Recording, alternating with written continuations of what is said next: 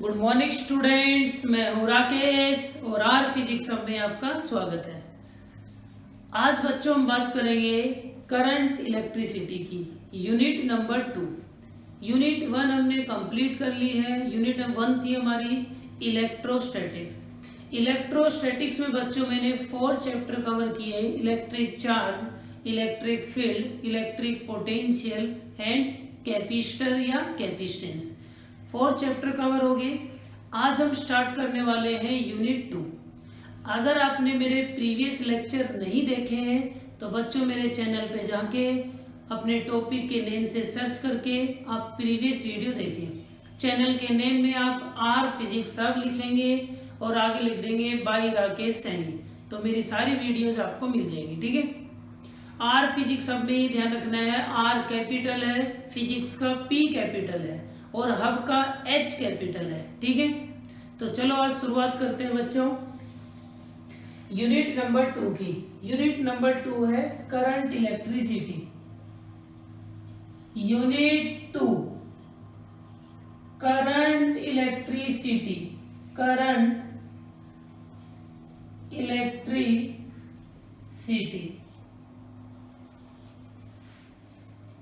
Current electricity. वैसे तो बच्चों जो करंट है वो कई तरह का होता है। विंड करंट होता है, हीट करंट होता है, वाटर करंट होता है। आज हम बात करेंगे इलेक्ट्रिक करंट की, इसलिए इसका नाम है करंट इलेक्ट्रिसिटी। करंट तो बहुत तरह का होता है नहीं। इस यूनिट 2 में मैं आपको 3 चैप्टर डिस्कस करूंगा। मैं अपने तरीके से मैंने इसको 3 चैप्टर में डिवाइड किया हुआ है यूनिट नंबर 2 को।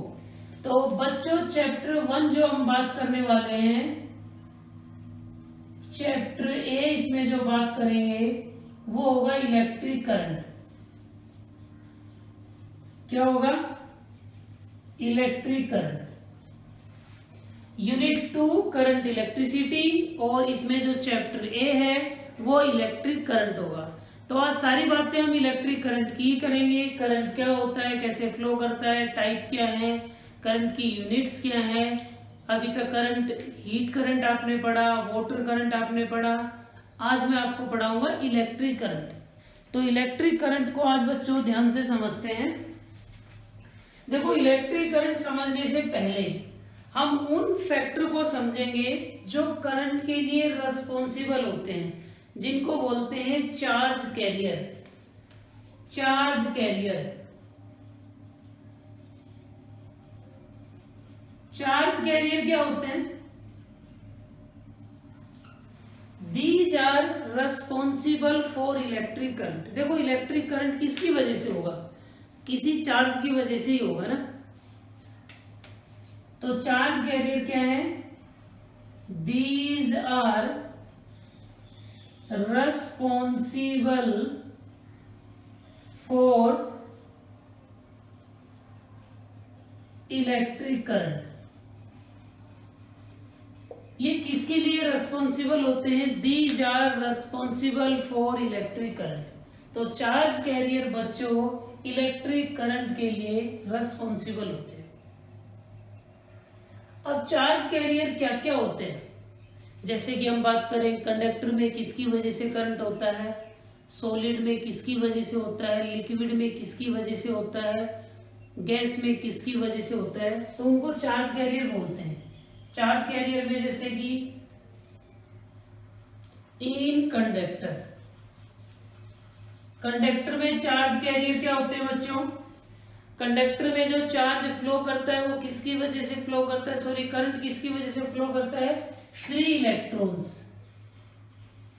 फ्री इलेक्ट्रॉन्स, जो आउटर मोस्ट सेल में जो इलेक्ट्रॉन्स होते हैं, जो फ्री इलेक्ट्रॉन्स होते हैं, उनको बोलते हैं फ्री इलेक्ट्रॉन्स। तो कंडक्टर में करंट किसकी वजह से होता है? फ्री इलेक्ट्रॉन्स की वजह से। कंडक्टर में सॉलिड आ जाएंगे सारे। ठीक है। तो सॉलिड की बात हो गई। कंडक्टर का मीनिंग हुआ बेटा सॉलिड। सॉलिड में जब भी करंट फ्लो करेगा वो फ्री इलेक्ट्रॉन्स की वजह से फ्लो करेगा। मतलब कि कंडक्टर में करंट के लिए रिस्पॉन्सिबल फ्री इलेक्ट्रॉन्स होंगे। दूसरी बात करें बच्चों हम लिक्विड। लिक्विड के अंदर करंट के लिए रिस्पॉन्सिबल कौन होगा? लिक्विड के अंदर करंट के लिए रिस्पॉन्सिबल कौन होगा? Positive and negative ions. कौन होगा बेटा? Positive and negative ions. तो लिक्विड में जो करंट होता है वो पॉजिटिव और नेगेटिव आयंस की वजह से होता है। आपने पढ़ा होगा जैसे कि NaCl है, Na positive, Cl negative, water है H2O, O पे नेगेटिव, हाइड्रोजन पे पॉजिटिव। तो लिक्विड में जब भी करंट होता है, जैसे कॉपर सल्फेट है, इसमें जैसे आपके आ जाते हैं कॉपर सल्फेट है, सुना होगा ना, -2 +2 HCl होगा, प्लस माइनस H2SO4 होगा, -2 +2। तो लिक्विड के अंदर जो करंट होता है वो पॉजिटिव और नेगेटिव आयंस की वजह से होता है। जैसे जो हमारी बैटरीज होती हैं उनके अंदर जो लिक्विड होता है जिसको इलेक्ट्रोलाइट बोलते हैं, उनमें पॉजिटिव नेगेटिव आयंस होते हैं, उनकी वजह से करंट होगा। अब बच गया गैस। गैस के अंदर बच्चों किसकी वजह से करंट होगा? अभी मैं करंट की बात करूंगा, लेकिन उससे पहले आपको बताना चाह रहा हूं करंट किसकी वजह से होता है। फिर बात करेंगे करंट क्या है, फिर उसकी टाइप भी देखेंगे बच्चों, यूनिट वगैरह सब देखेंगे। टेंशन लेने की जरूरत नहीं है। जब आप हमसे फिजिक्स पढ़ रहे हैं ना, तो टेंशन लेने की जरूरत बिल्कुल नहीं है। गैस के लिए देखो, गैस में सुना होगा कि गैस आयोनाइज हो गई है। आयोनाइज होने का मतलब क्या है? उससे इलेक्ट्रॉन निकल जाते हैं, और किसी चीज से इलेक्ट्रॉन निकल जाएंगे तो पीछे पॉजिटिव चार्ज बच जाएगा और वो इलेक्ट्रॉन चला जाएगा। तो वो इलेक्ट्रॉन और वो पॉजिटिव चार्ज, उनकी वजह से करंट होगा। तो यहाँ पे positive ions and free electrons. तो अभी तक मैंने आपको इतना बताया है कि करंट इलेक्ट्रिसिटी में हम ज्यादातर इलेक्ट्रिक करंट के बारे में बात करेंगे। करंट बहुत तरह से होता है, तो इसलिए इलेक्ट्रिक करंट बात करेंगे। चार्ज कैरियर वो होते हैं जो करंट के लिए रिस्पॉन्सिबल होते हैं, मतलब कि जिनकी वजह से इलेक्ट्रिक करंट होता है बच्चों। कंडक्टर में फ्री इलेक्ट्रॉन्स की वजह से होता है, लिक्विड में पॉजिटिव नेगेटिव आयंस की वजह से होता है, और गैस में जो करंट होता है वो positive ions and free electrons की वजह से होता है। तो ये कहानी हो गई चार्ज कैरियर। चार्ज कैरियर का मतलब जो चार्ज को कैरी करते हैं। जैसे पॉजिटिव आयन पे चार्ज होता है, नेगेटिव आयंस पे चार्ज होता है, इलेक्ट्रॉन्स पे चार्ज होता है, तो ये चार्ज कैरियर हैं। जो अपने साथ चार्ज रखते हैं उनको बोलते हैं चार्ज कैरियर। तो किस सिस्टम में किसकी वजह से करंट होगा, कौन सा चार्ज कैरियर रिस्पॉन्सिबल होगा, इतनी बात आपको क्लियर हो गई है। अब बात करते हैं इलेक्ट्रिक करंट की। चले, क्योंकि मैंने वर्ड लिखा है ये किसके लिए रिस्पॉन्सिबल है, इलेक्ट्रिक करंट। अब इलेक्ट्रिक करंट क्या है जरा इसकी बात करते हैं। तो बच्चों इलेक्ट्रिक करंट को समझेंगे ध्यान से, क्योंकि ये पूरा चैप्टर करंट पे ही है। अगर करंट समझ आ गया तो बाकी चीजें भी आपको क्लियर हो जाएंगी। आज मेरा पूरा फोकस करंट के ऊपर रहेगा, करंट पे। अब मैं बात कर रहा हूं electric current.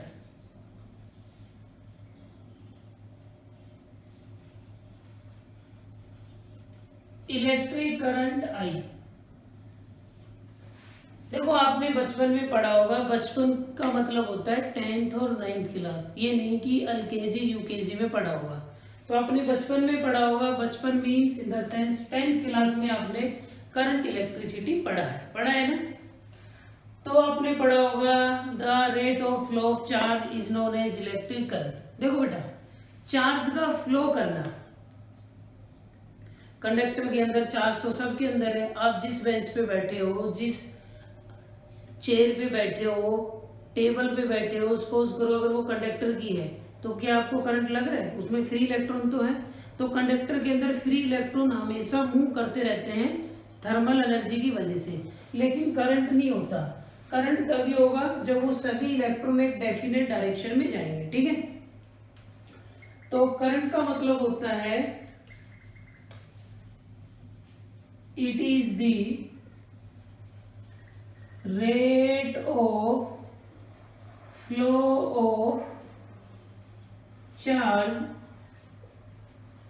in a definite direction. समझ गए? It is the rate of flow of charge in a definite direction. तो चार्ज का एक डेफिनेट डायरेक्शन में फ्लो करना क्या कहलाता है? करंट। रेट का मतलब होता है बेटा कितना चार्ज फ्लो किया कितने टाइम में, मतलब कि चार्ज अपॉन टाइम। मैंने आपको बता रखा है जब भी रेट वर्ड आ जाता है समझ लेना अपॉन में टाइम होता है, ठीक है। तो ये समझ लो कि 100 कूलम चार्ज फ्लो किया, जैसे कि एक एग्जांपल लेते हैं, 100 कूलम चार्ज फ्लो किया 20 सेकंड में, तो कितना करंट हुआ? 5 एम्पियर, ठीक है। तो कितना चार्ज फ्लो किया कितने टाइम में, लेकिन एक डेफिनेट डायरेक्शन में होना चाहिए। एक इलेक्ट्रॉन इधर एक इलेक्ट्रॉन इधर, तो दोनों का करंट कैंसिल हो जाता है। हमारे यही तो होता है, जो टेबल चेयर पे हम बैठते हैं इलेक्ट्रॉन तो उसमें भी घूम रहे हैं, लेकिन वो रेंडमली मूव कर रहे हैं, कोई इधर कोई इधर, इसलिए नेट इफेक्ट क्या आ जाता है? 0। बैटरी लगाने से वो एक डायरेक्शन में चलते हैं, ठीक है। तो इलेक्ट्रिक करंट ये हुआ। अब बात करते हैं इसका फॉर्मूला। तो करंट का फॉर्मूला हो जाएगा चार्ज अपॉन में टाइम, चार्ज अपॉन में टाइम। कोई सिंपल करंट पूछे तो Q/T, ठीक है। फिर आपसे कोई पूछ सकता है इसकी SI यूनिट। SI यूनिट क्या होगी? SI यूनिट होगी एम्पियर। करंट की SI यूनिट क्या होती है बेटा? एम्पियर इसकी SI यूनिट हो जाएगी। एम्पियर को डिनोट करेंगे A से, ठीक है। फिर कोई पूछ लेगा डायमेंशन फॉर्मूला, ये फंडामेंटल है, इसका डायमेंशन फॉर्मूला भी यही होता है और SI यूनिट भी इसकी यही होती है। तो इलेक्ट्रिक करंट के बारे में इतना समझ आ गया। चार्ज का डेफिनेट डायरेक्शन में फ्लो करना इलेक्ट्रिक करंट कहलाता है। फॉर्मूला चार्ज अपॉन टाइम हो गया, SI यूनिट एम्पियर हो गया, डायमेंशन फॉर्मूला इसका A हो गया, ठीक है। अब आपने डिफरेंट करंट भी देखे होंगे। कोई पूछेगा इंस्टेंटेनियस करंट, कोई पूछेगा एवरेज करंट। ये करंट तो नॉर्मल करंट है। इंस्टेंटेनियस करंट कैसे लिखेंगे? I instantaneous dQ/dt। इंस्टेंटेनियस बताया था ना, इंस्टेंटेनियस स्पीड पढ़ा था, the speed at a particular time. इसी तरह एक पर्टिकुलर टाइम पे जो करंट होगा, ऐसी सिचुएशन भी आएगी जब करंट चेंज होता रहेगा, तो वो एक पर्टिकुलर टाइम पे करंट पूछ लेगा जिसको बोलेंगे इंस्टेंटेनियस। तो जितने भी इंस्टेंटेनियस के फॉर्मूले हैं वो डिफरेंशिएशन में लिखे जाते हैं, ठीक है। तो dQ/dt। फिर पूछेगा एवरेज करंट। एवरेज में हो जाएगा टोटल चार्ज, कितना चार्ज फ्लो किया है अपॉन में टोटल टाइम। मैंने बता रखा है एवरेज का मतलब ये होता है टोटल अपॉन टोटल। तो टोटल चार्ज जैसे delta Q, total time delta T। Total charge कैसे निकालोगे? जैसे बेटा पहले कितना चार्ज फ्लो कर रहा है? 2 कूलम, अब कितना कर रहा है? 10 कूलम, और 10 मिनट लग गए टाइम। तो 10 मिनट के अंदर चार्ज कितना हो गया? 2 से 10 हो गया। तो final charge minus initial charge करके नेट चार्ज आ जाएगा और टाइम आ जाएगा, ठीक है। तो ऐसे आप इंस्टेंटेनियस करंट, एवरेज करंट, ये सिंपल यूनिफॉर्म करंट बोल सकते हैं, ये डेफिनेशन है, SI यूनिट, ये सब बात होगी। आई होप आपको यहां तक इलेक्ट्रिक करंट में कोई प्रॉब्लम नहीं होगी। बहुत ही इंपॉर्टेंट यूनिट है बेटा ये करंट इलेक्ट्रिसिटी। 10th में भी आपने पढ़ा है, इसलिए इतनी प्रॉब्लम नहीं आएगी। करंट की इतनी बात हो गई। अब थोड़ा और आगे चलते हैं। Types of electric current. Electric current की टाइप में 2 तरह का करंट होता है, एक तो AC होता है, एक DC। AC का मतलब होता है अल्टरनेटिंग करंट। क्या होता है? Alternating current. DC का मतलब होता है डायरेक्ट करंट।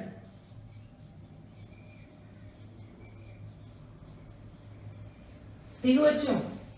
AC पे अगर हम बात ना करें एसी हम आगे डिटेल में पढ़ लेंगे। एसी हमारा 4th यूनिट का चैप्टर बी एसी है, तो वहाँ डिटेल में अल्टरनेटिंग करंट पढ़ेंगे। फिलहाल मैं थोड़ा सा बता देता हूँ एसी डीसी है क्या, ताकि आपको कंफ्यूजन ना रहे। ठीक है, ये तो नोट कर लिया होगा। आप अपने नोट्स भी वीडियो से भी बना सकते हैं। वीडियो में बेटा मैं एक एक चीज कवर कर रहा हूँ, आप यहाँ से अपने नोट्स प्रिपेयर कर सकते हैं। नोटबुक लेके बैठे और एक एक चीज नोट करें, अपना पॉज कर लें, उसके बाद नोट कर लें, फिर दोबारा से अपना वीडियो ऑन कर लें। देखो एसी करंट क्या होता है।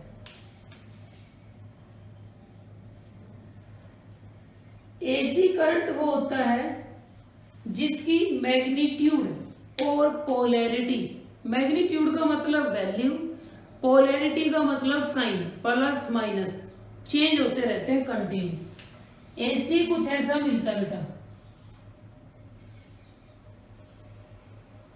ये टाइम हो गया और ये करंट हो गया। एसी करंट ऐसे चलता है जैसे साइन और कॉस के ग्राफ चलते हैं ना, ऐसे करंट जीरो, मैक्सिमम, फिर जीरो, अपोजिट डायरेक्शन में मैक्सिमम, फिर जीरो, ऐसे चलता रहता है। अब आपको सोचने वाली बात है कि आपके दिमाग में डाउट चल रहा होगा, सर हमारे घर में एसी आता है या डीसी। हमारे घर में बच्चों एसी आता है। हमारे घर में जो एसी आता है उसका वोल्टेज 220 वोल्ट है और उसका फ्रीक्वेंसी 50 हर्ट्ज है। ये हमारे घर का एसी का सिचुएशन है। एसी तो समझ गए ना, मैग्नीट्यूड भी, मैग्नीट्यूड का मतलब वैल्यू भी चेंज हो रही है और polarity, magnitude and polarity continue change with respect to time. It is the current in which magnitude and polarity continue change with respect to time. ये तो हो गया बेटा एसी। फ्रीक्वेंसी 50 हर्ट्ज का मतलब क्या है, एक सेकंड में 50 साइकिल बनती है। ये साइकिल नजर आ रही है, ऐसी एक सेकंड में 50 बनती है। एक साइकिल में करंट देखो, यहाँ जीरो हुआ और फिर यहाँ जीरो हुआ। जैसे यहाँ से तो स्टार्ट हुआ, स्टार्ट होने के बाद यहाँ जीरो हुआ और यहाँ जीरो हुआ। एक साइकिल में 2 बार करंट जीरो होता है, तो 50 साइकिल में कितनी बार करंट जीरो होगा, 100 टाइम्स। तो एक सेकंड में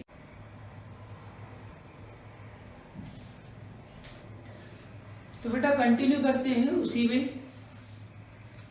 आपका जो एसी में करंट है वो एक सेकंड में क्या हो रहा है, 100 टाइम्स जीरो हो रहा है। देखो इसकी फ्रीक्वेंसी कितनी है, फ्रीक्वेंसी है बेटा इसकी 50 हर्ट्ज। इसका मतलब क्या होगा, एक सेकंड में ऐसी 50 साइकिल बनती है, 50 साइकिल बनती है। और ये एक सेकंड में स्टार्ट होने के बाद 2 बार जीरो होता है। ये मत काउंट करना, यहाँ से तो स्टार्ट हो रहा है 1 और 2, तो एक साइकिल में 2 बार जीरो होता है। तो 50 साइकिल में कितनी बार जीरो होगा, 100 टाइम्स जीरो होगा। इसका मतलब हमारे घर में जो एसी आता है वो एक सेकंड में 100 टाइम्स जीरो होता है। तो जितने भी अप्लायंस होते हैं वो एक सेकंड में 100 टाइम्स ऑन ऑफ होते हैं। इलेक्ट्रिक बल्ब है 1 सेकंड में 100 टाइम्स ऑन ऑफ होता है, लेकिन हमें फील नहीं होता क्योंकि हमारी आई की जो कैपेसिटी है वो कितनी है, वो 16 तक है। मतलब कि 16 से ज्यादा अगर कोई चीज 1 सेकंड में हो रही है तो हमारी आई उसको रिजोल्व नहीं कर सकती। ठीक है, तो ये तो होगी एसी की बात। फिर डीसी में 2 तरह का होता है बेटा, एक वेरिएबल डीसी है, एक कांस्टेंट डीसी। वेरिएबल डीसी में सिर्फ मैग्नीट्यूड वेरी करता है, ठीक है, और कांस्टेंट डीसी में ना मैग्नीट्यूड चेंज करती है ना डायरेक्शन मतलब कि पोलैरिटी चेंज करती है। बैटरी से हमें कौन सा करंट मिलेगा, कांस्टेंट डीसी करंट। तो बैटरी हमें कांस्टेंट डीसी करंट प्रोवाइड करने वाली है। ठीक है, तो जब भी आप, और इस चैप्टर में हम सिर्फ ये वाला करंट ही पढ़ने वाले हैं, कांस्टेंट डीसी करंट। तो इस चैप्टर में जब भी मैं बात करूंगा करंट की, तो आप क्या समझेंगे कि सर किसकी बात कर रहे हैं, कांस्टेंट डीसी करंट की बात कर रहे हैं। ठीक है बच्चों, यहां तक कोई डाउट है किसी को? यहां तक कोई प्रॉब्लम नहीं है?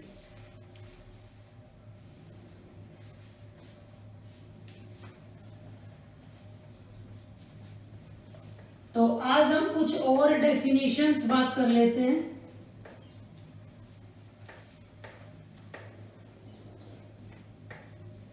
अब मैं कुछ डेफिनेशन की बात कर रहा हूं, ठीक है, कुछ डेफिनेशंस हैं उनकी हम चर्चा कर रहे हैं। जैसे ये बेटा कंडक्टर है,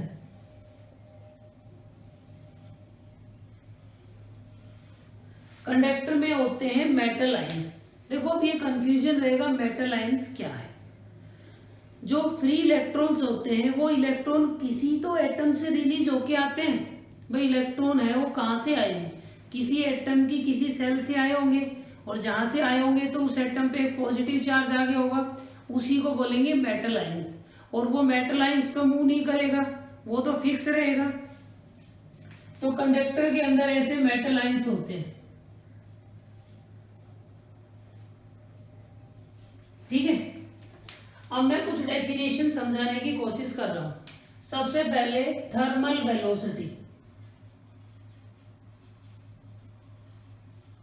थर्मल वेलोसिटी यू से लिखेंगे इसको। देखो थर्मल वेलोसिटी क्या है, दुनिया का कोई भी कंडक्टर हो, आप उसे बैटरी से कनेक्ट मत करो, किसी भी सोर्स से कनेक्ट मत करो, आप उसमें देखोगे इलेक्ट्रॉन्स का मूवमेंट होता रहता है रैंडमली, जिग जैग।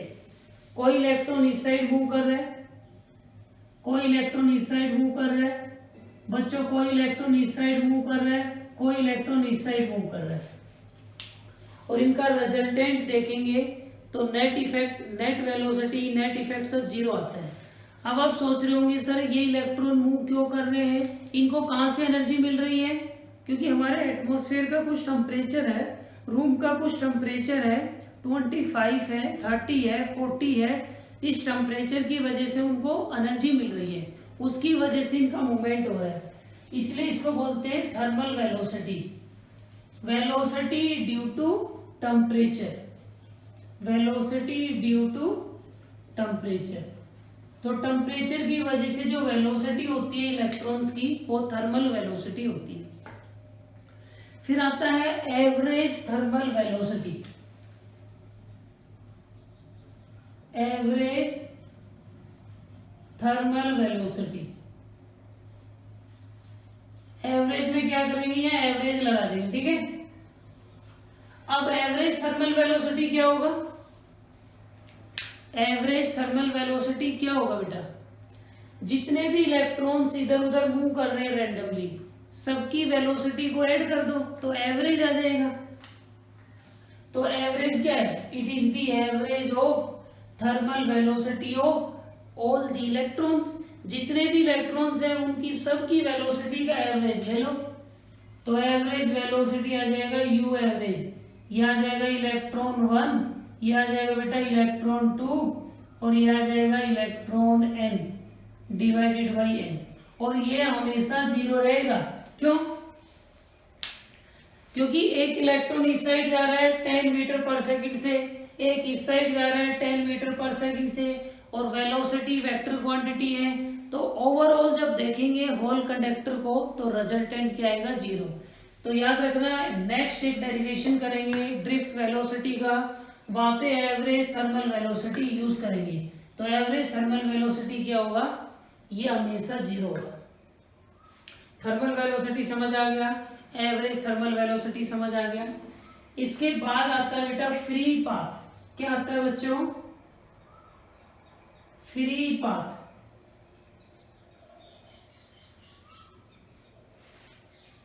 देखो मैं क्या कह रहा हूं, जो इलेक्ट्रॉन्स है उसका मूवमेंट कैसे होगा, इलेक्ट्रॉन्स का जो मूवमेंट है वो कैसे चलने वाला है।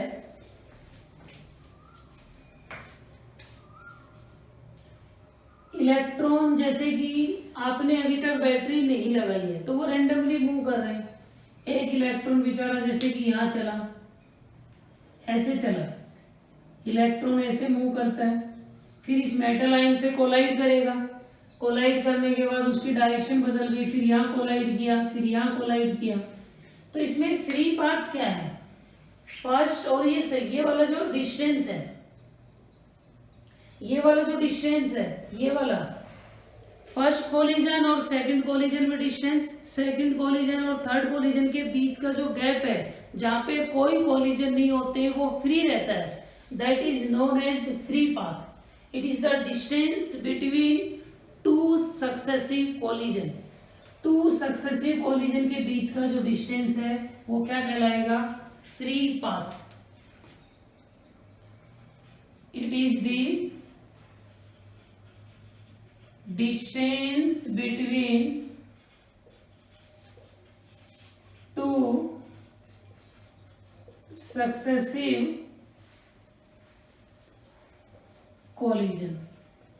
सक्सेसिव का मतलब समझ गए ना, फर्स्ट और सेकंड के बीच में, सेकंड और थर्ड के बीच में, थर्ड और फोर्थ के बीच में, तो ये हो गया फ्री पाथ। अब ऐसे बहुत सारे फ्री पाथ होंगे, सपोज करो ये लैम्डा 1 है, ये लैम्डा 2 है, ये लैम्डा 3 है, ऐसे ही लैम्डा n होंगे, तो एवरेज फ्री पाथ आ जाएगा। ऐसे ही फ्री पाथ मैंने 11th में भी पढ़ाया था, 9th यूनिट में, यह आ जाएगा मीन फ्री पाथ। क्या आ जाएगा बच्चों, मीन फ्री पाथ, इसको लैम्डा से लिखेंगे। तो मीन फ्री पाथ क्या होगा, जितने भी फ्री पाथ है इनका एवरेज ले लो, मीन ले लो, तो मीन फ्री पाथ आ जाएगा बेटा lambda 1 lambda 2 lambda n upon में n। तो ये एवरेज है, it is the average of all the free path, तो ये आ गया मीन फ्री पाथ, ठीक है। फिर आता है relaxation time, relaxation time, relaxation time, relaxation time क्या होता है, दो कोलिजन के बीच का टाइम, जैसे यहां से यहां तक का टाइम, यहां से यहां तक का टाइम, यहां से यहां तक का टाइम, टू सक्सेसिव कोलिजन के बीच का distance free path, to successive collision के बीच का जो टाइम है वो रिलैक्सेशन टाइम, ठीक है। तो इट इज द डिस्टेंस था, it is the time between two successive collision, तो ये हो जाएगा it is the time between two successive collision, two successive collision के बीच में जो टाइम होगा that time is known age relaxation time. ऐसे आता है average relaxation time, average relaxation time, average क्या होगा, जैसे यहां से यहां तक का टाइम, रिलैक्सेशन टाइम को लिखते हैं टाउ से, टॉर्क की तरह, तो ये टाइम जैसे कि टाउ 1, यहां से यहां तक का टाउ 2, यहां से यहां तक टाउ 3, तो इन सब का एवरेज ले लो, तो टाउ आ जाएगा tau 1 tau 2 up to tau n upon में। जितने भी ताऊ हैं, जितनी भी ताई हैं, तो जितने भी टाउ है, मतलब कि टाउ 1 टाउ 2 टाउ 3 सभी को ऐड करो, n से डिवाइड करो, ठीक है बेटा। तो ये है एवरेज रिलैक्सेशन टाइम टाउ। तो बच्चों इतनी बात समझ में आ गई, तो ये 6 डेफिनेशन है। अभी तक हमारी बात इलेक्ट्रिक करंट की, चार्ज कैरियर की और 6 डेफिनेशन की हो गई है। नेक्स्ट क्लास से आपके डेरिवेशन स्टार्ट हो जाएंगे, डेफिनेशन अब बहुत